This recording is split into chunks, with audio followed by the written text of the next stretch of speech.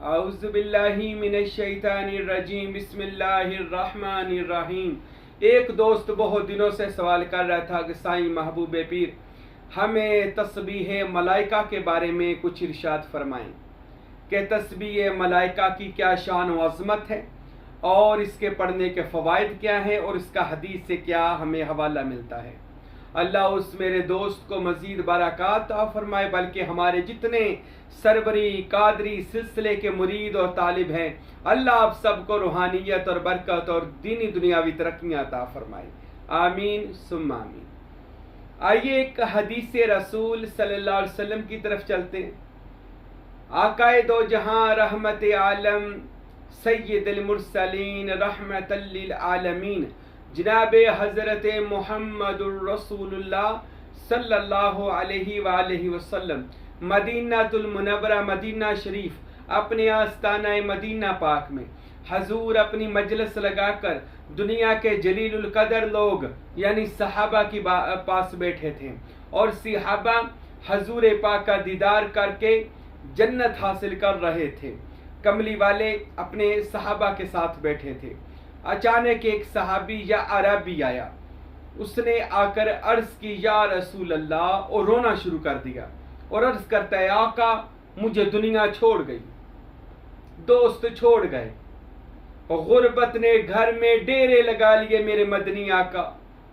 آقا بڑا ہی برا حال ہوا، آپ کی بارگاہ میں آیا ہوں، یا رسول اللہ کرم کیجئے، یا حبیب اللہ مہربانی کیجئے۔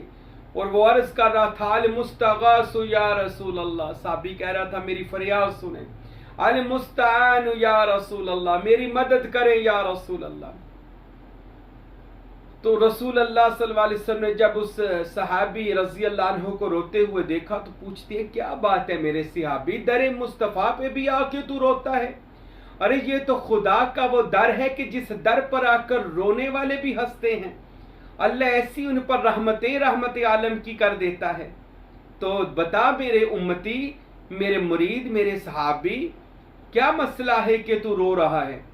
اس صحابی نے یہ بات بتائی آقا غربت کی وجہ سے رشتہ دار چھوڑ گئے، غربت کی وجہ سے دوست چھوڑ گئے، گھر میں غربت نے ایسے ڈیرے لگائے کہ جا نہیں رہی آقا، میں پریشان حال ہو کے آپ کے در رحمت پر حاضر ہو گیا ہوں، اور مجھے یقین ہے جو آپ کے در پر آ گیا وہ اللہ کے در پہ آ جاتا ہے، اور جو اس در پہ آ جائے کبھی خالی نہیں لوٹتا، یہ وہ در رسول ہے۔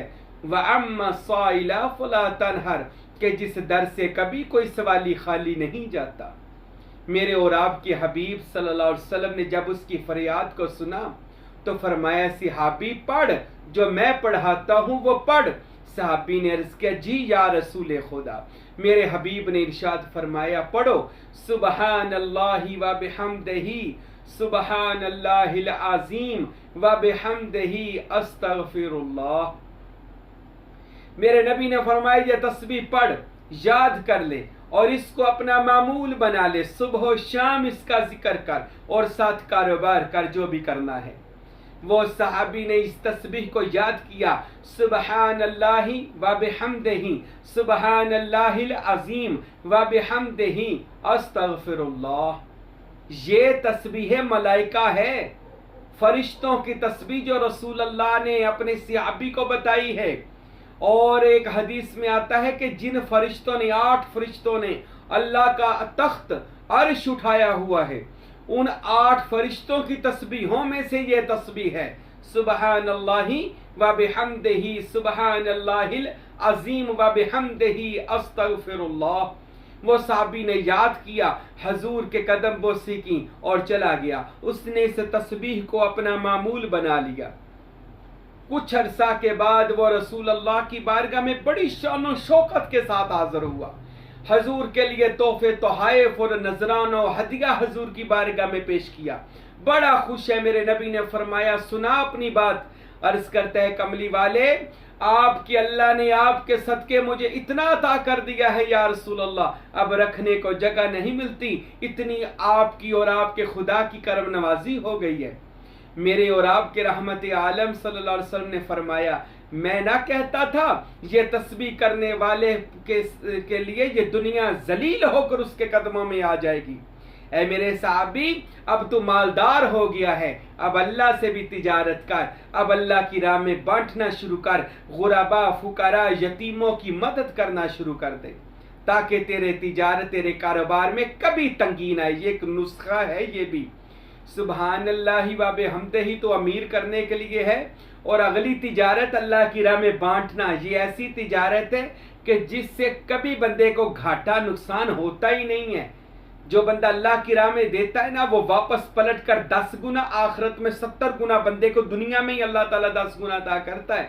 اور یہ حضور کی حدیث ہے، سرکار نے فرمایا جو کبھی جھوٹ نہیں ہو سکتا۔ تو وہ بندے کو اللہ نے مالا مال کر دیا، غنی کر دیا، صرف اسی ایک تسبیح کی وجہ سے۔ اور یہ تسبیح کے بارے میں یہ بھی آتا ہے، کائنات میں جتنا فتنہ فساد ہے، اگر اس تسبیح ملائکہ کو زیادہ سے زیادہ کیا جائے، دنیا سے فتنہ فساد ختم ہو جائے گا۔ جن گھروں میں لڑائیاں ہر وقت بچے بولتے ہیں، ناچاکیاں میاں بیوی کی لڑائیاں ہیں، یہ تسبیح ملائکہ سبحان اللہ و بحمدہ، سبحان اللہ العظیم و بحمدہ، استغفر اللہ پڑھنی شروع کر دیں۔ گھر میں سکون، معاشرے میں سکون، بیوی بچوں میں، ماں بیٹوں میں، گھر میں ایسا سلوک ہو جائے گا، پیار محبت ہو جائے گی انشاءاللہ۔ اور ایک اور حدیث میں آتا ہے، پیغمبر اسلام نے ارشاد فرمایا اگر کوئی بندہ سونے سے پہلے ایک تسبیح اس کی کر لے سبحان اللہ و بحمدہ، تو اس کے اگر گناہ سمندر کی جھاگ کے برابر بھی ہوں گے تو اللہ معاف کر دے گا۔ یہ تسبیح گناہوں کو بھی معاف کرواتی ہے۔ اور ایک اور جگہ پہ حضور نے ارشاد فرمایا اللہ کے نزدیک ایک ایسی تسبیح ہے جو تمہاری زبانوں پر تو ہلکی پھلکی ہے لیکن اللہ کے ترازو میں سب سے زیادہ بھاری ہے، اور وہ بھی یہی تسبیح ہے، ملائکہ ہے۔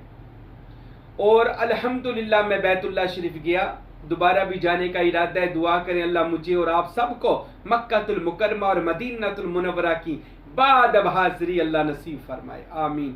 جب میں بیت اللہ شریف میں گیا تو خانہ کعبہ شریف کے غلاف مبارک کے اوپر بھی یہی تسبیح لکھی ہوئی تھی، سبحان اللہ و بحمدہ، سبحان اللہ العظیم و بحمدہ، استغفر اللہ۔ تو یہ تسبیح ہے ملائکہ آپ کو غریب سے امیر کر سکتی ہے اور آپ کے دن پھیر سکتی ہے، تو اس کو اپنا لازمی وظیفہ بنائیں۔ یہ فرشتوں کی تسبیح ہے، اولیاء کی تسبیح ہے، اور صحابہ نے پڑھا، رسول اللہ سے منسوب ہے، اس کو اپنا وظیفہ بنا لیں، بلکہ چلتے پھرتے اس کا وظیفہ کر لیں۔ انشاءاللہ تعالی اس کے پڑھنے سے، تسبیح ملائکہ سے آپ کی ہر حاجت بھی پوری ہوگی۔